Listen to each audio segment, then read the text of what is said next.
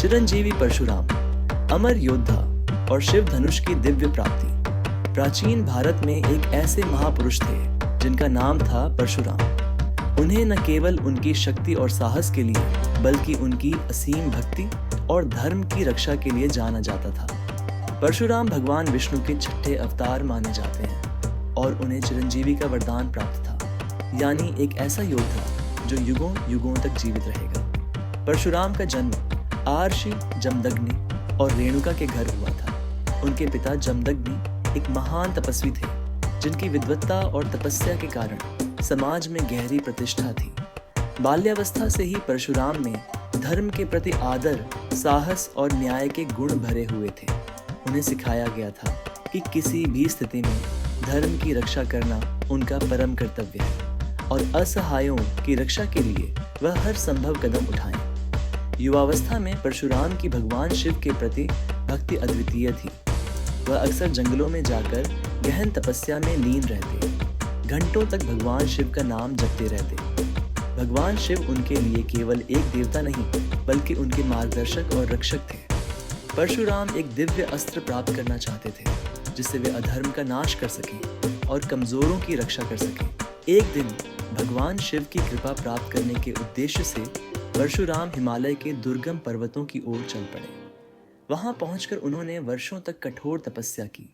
सर्दी, गर्मी और भूख प्यास की परवाह किया बिना ध्यान में मग्न रहे। उनकी अनन्य भक्ति और तपस्या ने आखिरकार भगवान शिव का ध्यान आकर्षित कर लिया। परशुराम की अडिग भक्ति से प्रसन्न होकर भगवान शिव ने एक दिव्य प्रकाश के साथ प्रकट होकर उन्हें दर्शन दिए। परशुराम हर्ष और श्रद्धा से अभिभूत हो गए और भगवान शिव के चरणों में गिर पड़े।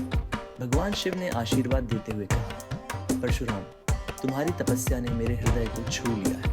तुम धर्म की रक्षा के लिए शक्ति चाहते हो और इसके लिए मैं तुम्हें एक ऐसा अस्त्र प्रदान करूंगा जिसकी शक्ति असीम है। तब भगवान शिव ने अपने ही शक्ति से सृजित शिव धनुष का प्रकट किया जो नाशवान नहीं था और जिसमें ब्रह्मांडीय ऊर्जा भरी हुई थी। उसे परशुराम को सौंपते हुए भगवान शिव ने कहा, यह कोई साधारण धनुष नहीं है, इसमें मेरी ही शक्ति निहित है। यह शिव धनुष केवल उसी के हाथों में शक्ति प्रदान करेगा जिसमें सच्ची भक्ति और अडिग संकल्प हो। इसके माध्यम से तुम न्याय की स्थापना कर सकोगे और अधर्म का नाश कर सकोगे। परशुराम ने श्रद्धा से शिव धनुष को ग्रहण किया और इस दिव्य अस्त्र के महत्व को समझा।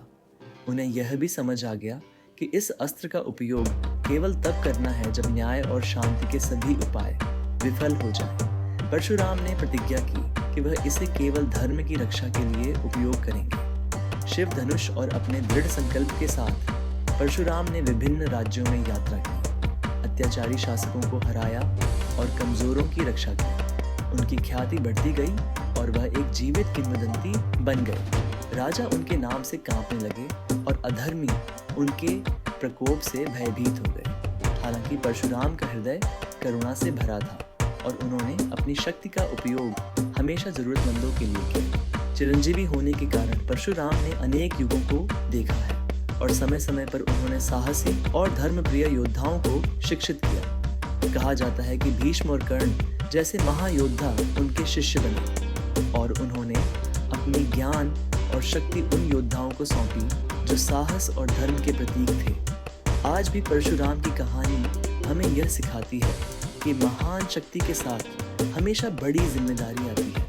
उनकी कहानी याद दिलाती है कि शक्ति का उपयोग एक उच्च उद्देश्य के लिए होना चाहिए और परशुराम का जीवन धर्म की रक्षा के लिए समर्पित एक योद्धा का प्रतीक बना रहेगा।